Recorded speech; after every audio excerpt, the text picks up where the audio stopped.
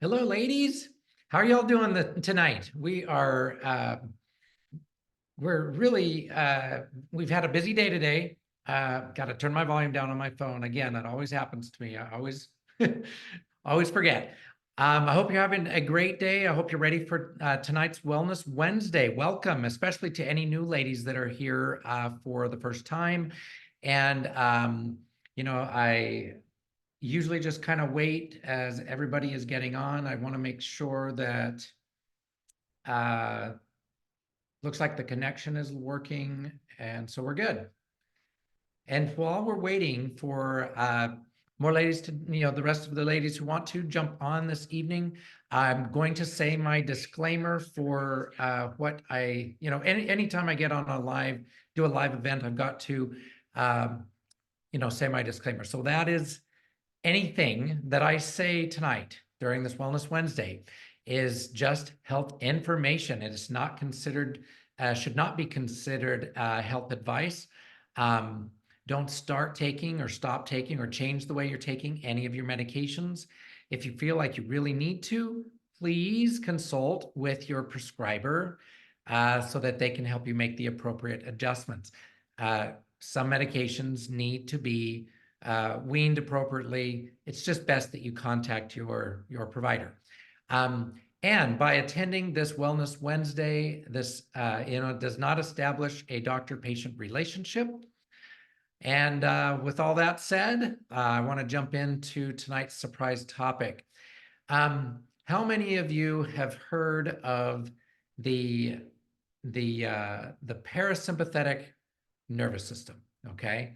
I know some of you have likely heard of the the sympathetic or fight or flight. But I am going to talk about both briefly here because I know so many of you deal with, you're stressed out, you deal with anxiety, and handling stress is very difficult. It's a very common symptom that I see in patients who are seeking help. And so it's really, really important to understand some of the basics about our nervous system. And there are two parts, okay? Before I get into it, I do need to say we are going to be making some time changes to Wellness Wednesday. So yeah, I wanted to remember to say this first, and then we are going to be advancing Wellness Wednesday by 1 hour.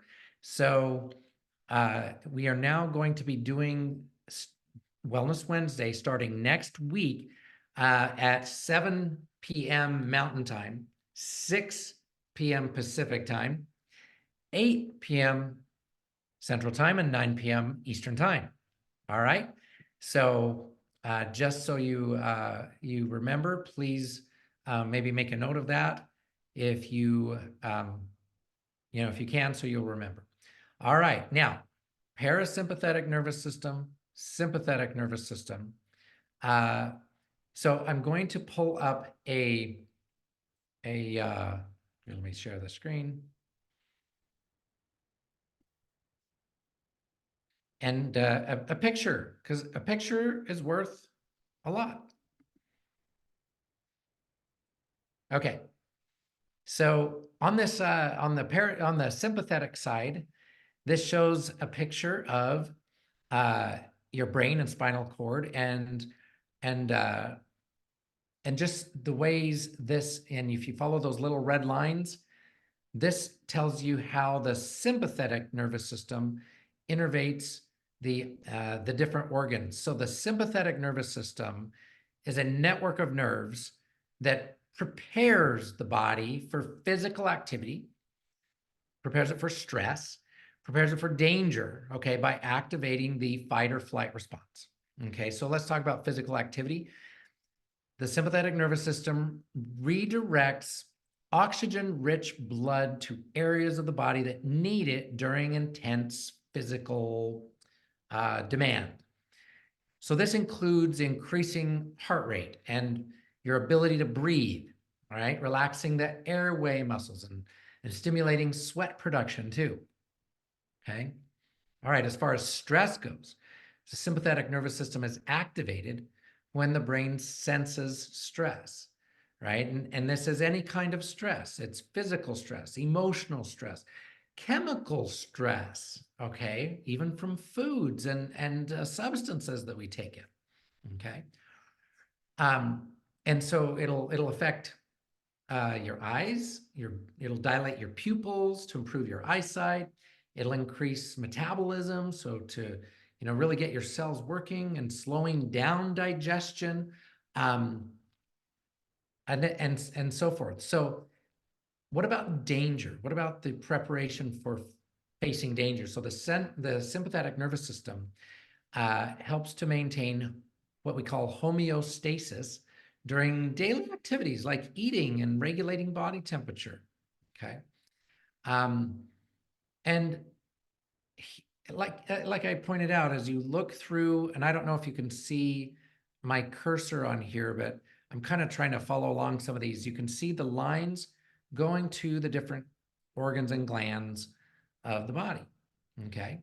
Now, on this other side, we're going to talk about the parasympathetic nervous system. All right, so this is the part of your body's autonomic nervous system, or the part of your nervous system that just functions automatically. In the master class, I spoke about the subconscious mind. Well, this is kind of part of that. And so this part of the nervous system, this autonomic nervous system, helps maintain your body in a relaxed state, right? And it does this by regulating bodily functions during periods of rest, feeding, and relaxation. Okay. So its main purpose is to conserve energy and keep the body's basic functions working properly. So the parasympathetic nervous system, or PNS, is sometimes called the rest and digest system because it promotes processes like digestion and urination while lowering heart rate and blood pressure. Okay. So some of the ways the parasympathetic nervous system helps the body relax are, so like with digestion, it restarts the movement of your digestive tract. We call it peristalsis, right? Which helps the stomach and intestines digest your food. All right, as far as heart rate, the parasympathetic nervous system slows down the heart rate. Okay. Breathing. So the parasympathetic nervous system constricts the bronchial muscles, so the muscles within the lungs, which affects your breathing rate. And again, it slows it down. Pupils, okay, it helps to constrict the pupils. Okay, this is called meiosis. Eyes in general, parasympathetic nervous system helps the eyes to focus on nearby objects, really just by allowing the lens to shrink a little bit and then increase its thickness. Okay, and then the PNS, parasympathetic nervous system, in contrast to the sympathetic nervous system, or SNS, which controls the body's fight or flight response during stressful situations, it's smaller than the sympathetic nervous system because it only innervates the head, your organs, external genitalia, and it's really not very present in the musculoskeletal system and the skin like the sympathetic nervous system is. Because remember, the sympathetic or fight or flight response is going to get you moving away from danger, right? Okay. So let me stop sharing. I really like this diagram, so I wanted to share that with you. Okay, so as I mentioned earlier, they're stimulated by various things. So the sympathetic nervous system is stimulated by stressors. And like I said, stress comes in multiple forms and types. So, for those of you dealing with anxiety, okay, Stress is something that really promotes that. And I'm not going to get into it, but I'm going to refer you to some helpful tools to help explain anxiety a little better. And so stressors can promote anxiety, right? And so chemical, physical, emotional stress will stimulate the sympathetic nervous system to, rev things up, okay, to increase heart rate and send, like I said before, oxygen-rich blood to your muscles and your tendons and to get you going quickly, okay, to prepare you for fight or flight. On the other hand, there are certain things that stimulate the parasympathetic nervous system as well. And you know what? I think I'm going to go back to that just briefly back to the diagram just briefly, because I want to point out something. This part of the parasympathetic nervous system, the vagus nerve, is really what balances things that stimulate the sympathetic nervous system on the other side. A way to think about this, each one is stimulated by certain things. And unfortunately, our sympathetic nervous system is certainly stimulated a lot more than the parasympathetic nervous system is. And that's, I think, one of the main points I want to get across tonight, is that so many of us are so out of balance with, the sympathetic nervous system being way stimulated and the parasympathetic nervous system not being as stimulated.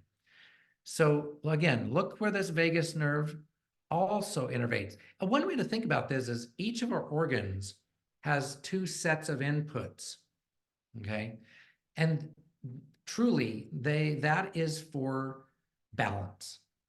But like I said, we very much fall out of balance within between these two parts of our nervous system, and that promotes ill health. Imbalance in our parasympathetic and sympathetic nervous systems can promote disease, promotes inflammation, promotes organ imbalance, especially with the adrenal glands, the heart, the lungs, even the liver. And so we really, even your reproductive organs, those of you who just don't have a sex drive, right? Just don't want to deal with that, even though it's important, and you want, if you're married or have a partner and you want things to be better that way between you. When these different parts of your nervous system are imbalanced, this will cause issues there, okay? So I want to talk with you more about let me stop sharing, vagus nerve stimulation, because this is how you can really help restore balance between these two. So like you may not have seen in the little inset, sympathetic versus parasympathetic in most of us, we're way off, right? We're way out of balance, right? So if we can change the way we stimulate the parasympathetic, or take more time to stimulate the parasympathetic nervous system, we're going to head in a better direction with our health. So sometimes we just can't change what's stimulating our sympathetic nervous system. Now, there is a lot we can change, yes, okay. If food is stimulating that, then we need to eat the right foods. If the way we're, the way we're scheduling things and we can have some control over that. Well, maybe we can change some of that.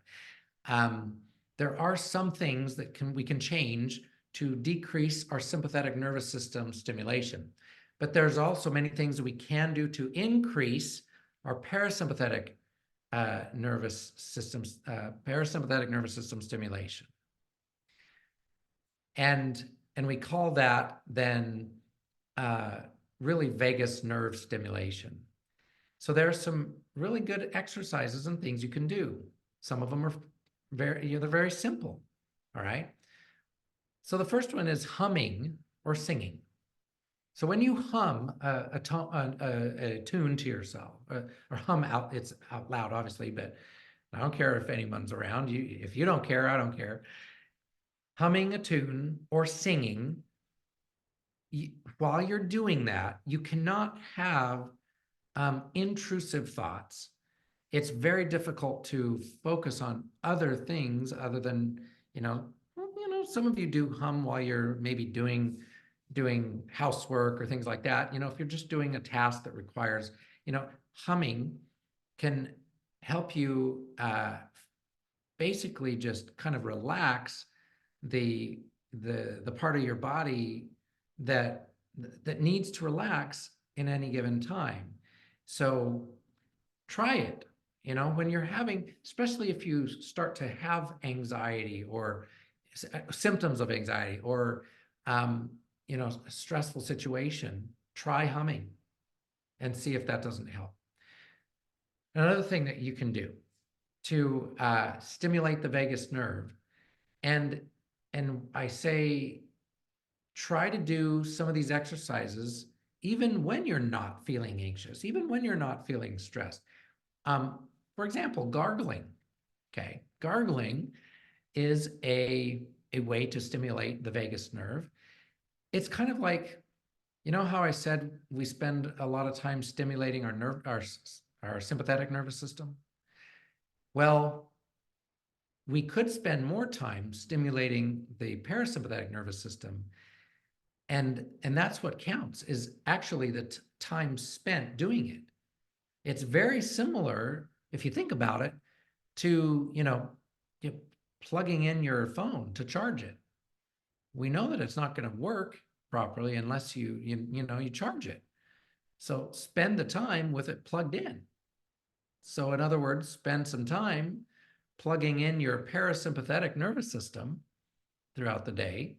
Maybe start out your morning gargling in the shower. I don't care, gargle with water as you're starting your day, before you drink it.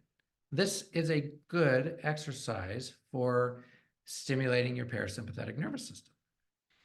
Okay, there are some other vagus nerve exercises that I want to point your attention to, specifically for anxiety and stress. And you can look on YouTube, search for a gal named Suki Baxter.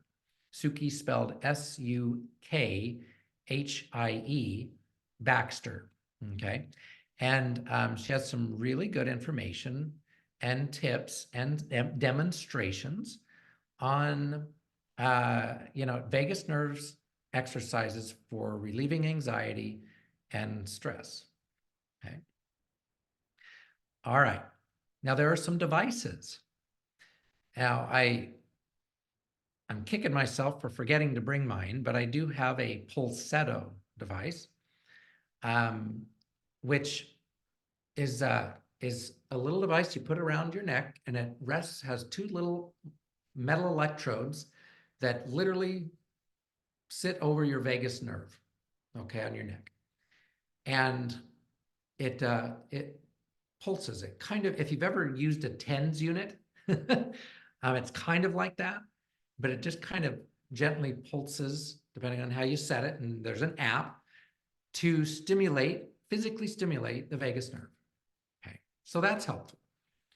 Now, I did bring the other device with me that I wanted to talk about, and that is the HeartMath's Inner Balance. Now, I have an older device. There is a newer version. It's fancier looking, it's silver. And this is a biofeedback device, okay, vagus nerve stimulating device, because when you use it with an app on your phone called Inner Balance, you clip this to your ear, and you start it up, and you Bluetooth connect it to your phone to the app, and this senses your heart rate variability. Okay, so remember, I said that your heart rate is controlled by both the sympathetic and the parasympathetic nervous systems. Remember, each organ has two inputs. So that's to balance them. But we are often out of balance.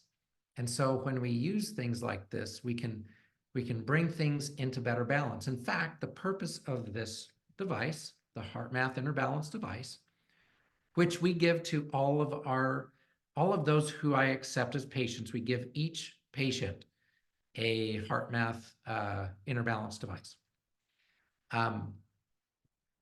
When we use this, it encourages you to do heart-centered breathing. In other words, it helps us come into coherence between the brain and the heart, or the brain and the body. Okay, so when we do this, this stimulates the vagus nerve and allows for better balance between the sympathetic and the parasympathetic nervous systems. How much should we do this? Ideally, and this is something that we remind you about, and as we work with our patients. You can do it as much as you can. Honestly, I think it's a bigger struggle for those of you who lead very busy lives, and frankly, you just need to make time, whether it's 10, 15, 20 minutes a day, 10 minutes in the morning, 10 minutes in the evening, while you're, after you wake up to get going, before going to bed. Okay. So another way to stimulate the parasympathetic nervous system is by purposeful breathing. And I'm going to talk to you about 3 different techniques that I like. And again, it's kind of like the same thing. So deep breathing, and I'm not even talking about meditation, which is another great way to stimulate the parasympathetic nervous system. And frankly, the pineal gland, which you really need to be activated, especially before going to bed and getting, to get a good sleep at night. Breathing, purposeful breathing. Okay, so the first one, especially when you're feeling anxious, box breathing is when you breathe in for 4 seconds or 4 counts. It doesn't even really have to be 4 seconds. It's just 4 counts, whatever is most comfortable to you. But 4 counts in, hold for 4 counts,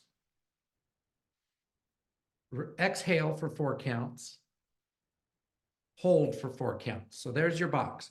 Inhale for 4 counts, hold for 4 counts, exhale 4 counts, hold for 4 counts. And repeat that a few times until you feel yourself relaxing. Okay, like I said, that's a really good exercise for when you're feeling anxious or stressed. All right, belly breathing is a way to kind of increase your energy. If you're feeling kind of, tired or worn down, and you've got to be alert for something, so you prepare yourself by doing some belly breathing. Okay, and I'm not going to demonstrate it, but I'm going to refer you to an app called Insight Timer, and there are some free belly breathing guides on the app. Okay, so Insight Timer, it's a free app, and look for those, because there's several different ways to do it, frankly, and so you can learn how to do that. Paced breathing is the last type of breathing that I'll talk to you about, and when you do that, again, it is some counting, or some, it's not really seconds, but it's counting. And you will, sit comfortably, put your hands on your knees. You will breathe in for, 4 or 5 counts, and then you hold for 2 counts, and then you breathe out for 7 to 8 counts. So more counts than you breathed in. So you slow down the exhale. Okay, and then you go back into an inhale for 4 or 5 counts. Now, I like to have you, when you're doing something like this, kind of a breathing exercise like this, I always like to have you visualize. Okay. So I've made a big deal in the masterclass about how you need to see yourself in a healthier state. Well, that's what visualization can help you with. And, athletes visualize, musicians visualize, most successful people visualize, okay? Literally, they have vision, right? They have an idea in their heads that they're looking at of how things should be. So this is a good time while you're doing some paced breathing to visualize certain things happening in your body. Visualize yourself, your muscles relaxing, even if you have a difficult time relaxing your muscles. Visualize the anxiety washing away. Visualize the positivity coming into your body and the negativity going out of your body. Maybe visualize that while you're in visualize the positivity coming in while you inhale. Visualize the negativity exiting while you're exhaling, right? You can visualize anything, ladies, when you're breathing. You can visualize anything positive, and it's such a powerful tool, right? This is really what helps us, be more successful than anything when we're able to use these tools, okay? Now, I would also encourage you to, once in a while, or more often than you have been, to unplug, all right? Get away from the phone, the technology, the iPad, because the constant visual stimulation stimulates the sympathetic nervous system. It does not help this balance, all right? Get away from your phone at night. If you're having trouble sleeping, put it down at least an hour before you go to bed. Get it out of your sight. Put it in the bathroom. If you don't sleep well at night, don't keep it by your bedside plugged in. Keep it by your bathroom, in your bathroom, away from your bedside. Go out and enjoy nature, right? We like to take family trips, and we just got back from a family trip to, Sequoia National Park and Yosemite National Park, and it was amazing. We, taking in the beauty of nature, is so relaxing. Even if you're hiking, okay, it allows you to really allow some of your organs to relax. It allows them to, to really just be better balanced in their function. I don't want to get things, complicate things too much, but it works. And along with that, and I won't spend too much time on this, but grounding, right? So we spent some time in the water, in the waterfalls, we actually didn't get in the lake. We didn't have time, but we spent some time in several waterfalls and rivers, areas of the rivers. So grounding in nature, helps to balance our positive and negative charges. All right. So this is so important, you guys, in balancing our parasympathetic and sympathetic nervous systems. All right. So many tools. There are so many tools to help your body to heal and get into balance. So, all right. I'm going to leave it there for tonight. I'm going to wrap that up. I want to mention again, we're going to be changing the time for Wellness Wednesday. We're going to be doing, instead of 8 p.m. Mountain, it's 7 p.m. Mountain. 6 p.m. Pacific, 8 Central, 9 Eastern time. Okay.